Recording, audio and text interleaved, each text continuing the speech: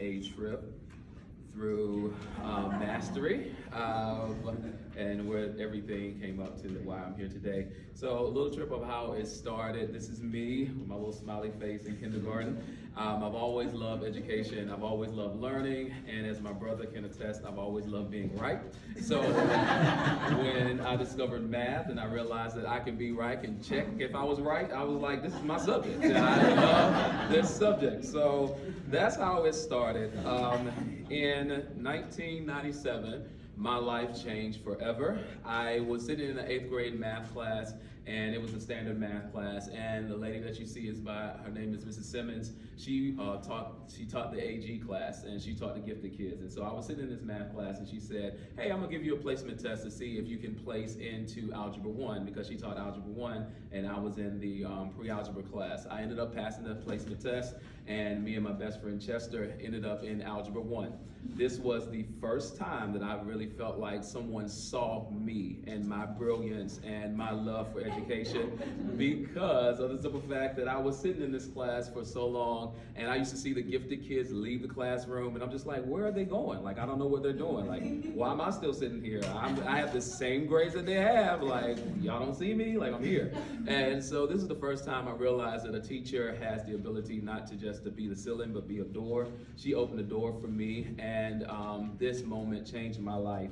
And so it changed my life in such a way that I ended up being also a teaching fellow as well, North Carolina teaching fellow, and I went to NC State University, home of the Wolfpack. I know we're the great, yeah, Wolfpack. Okay, I see y'all in here. And so I ended up going to college. I was now on the track with the other students to take honors classes and AP courses. I knew nothing about this. I grew up in a very little small town. Nobody in my family went to college at that moment. And so I was finally grouped with people that I felt like I belonged with.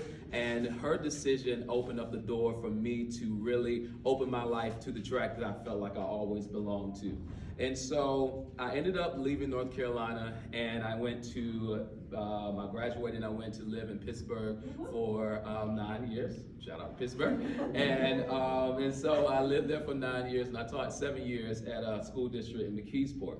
I left North Carolina and I thought that there was a teacher shortage everywhere. And I got to Pittsburgh and I was like, oh, y'all have a sign-up sheet for teachers. Like, y'all don't have a teacher shortage here. Okay, so I'll sub, I'll do what y'all need me to do, get through the door. And so I lived there for 9 years, taught 7 years at this amazing school with these amazing kids. But at that school, our district was considered a failing district.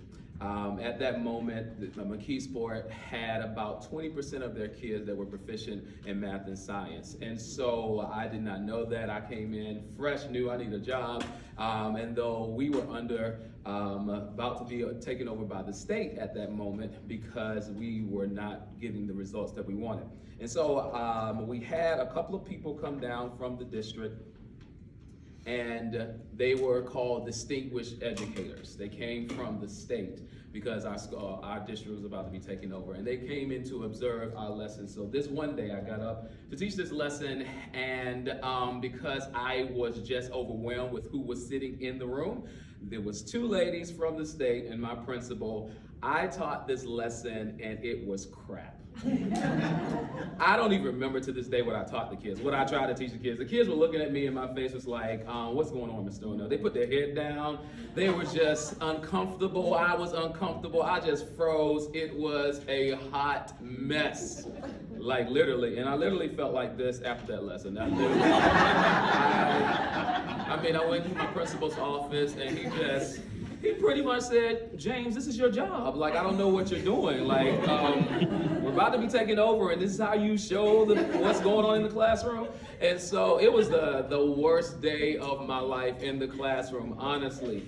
But I decided to take that day and say, I'm going to craft a lesson, a project that I really want the kids to do. And I thought about functions, and I remember seeing these in the book where these blocks were being built, and you had to discover the function rule. And I said, I'm creative, so I'm just going to put some dots together. I'm going to strategically place them and come up with this lesson so that kids can go through and find the function rule, see what type of function it is, see why the function is growing the way it was going. I just went in because I was was like, I have to prove to these people that I know how to teach math. This is just one day. And so I had the honor of doing this lesson virtually this past year, where I took something that was years ago and brought it virtually through Desmos and Cami, and teaching virtually was definitely hard to do in 2020, but I did it, and I used that same lesson that was built from the day that was the worst teaching day of my life. And so these are some of the things that the kids discovered from the function role and the different types of functions that has evolved since that day. And so I share this story because this same lesson was the worst day of my life, produced the best. I call this project my baby, and I always share this with the kids of where this project came from, and it allowed me to become national board. I used the same project to become a national board teacher, and allowed me to be here today. And I shared that because I decided that I believed me more than one day, which was horrible. I felt that day, but I share that to tell the kids that it's just a day, that you can literally bounce back from that day. And so why do I do this? I do this because of these students. When I moved to Pittsburgh, because there are borough districts, I actually taught and saw the kids go to high school, and I could literally go to their graduation because there was one high school for that district. And I made up my mind that every year, other than the year that my brother decided to go to the Dominican Republic for his 30th birthday, that I will go to every graduation and see them walk across that stage, because I know that I'm a part of their journey and I'm an extension of why they got there. I do this because of them, because somebody made a decision not to look at me and depend on what I look like and had expectations for me based on what they saw inside of me. So I'm trying to be Mrs. Simmons on 100 for my kids, and open up doors for them and not be a ceiling for them as well. And so I showed you how it started. This is how it's going. And I don't know if this will play. There we go.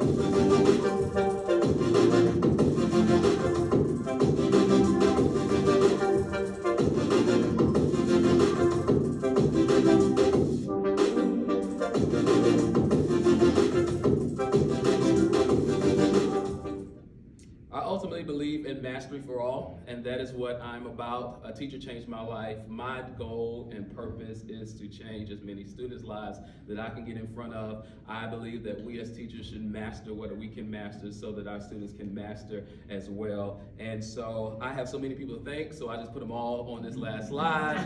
I'm thankful for my brother and my best friend being here to support me today. And so thank you to everyone to making this happen and being among some amazing people that really believe in mastery for their kids. Thank you.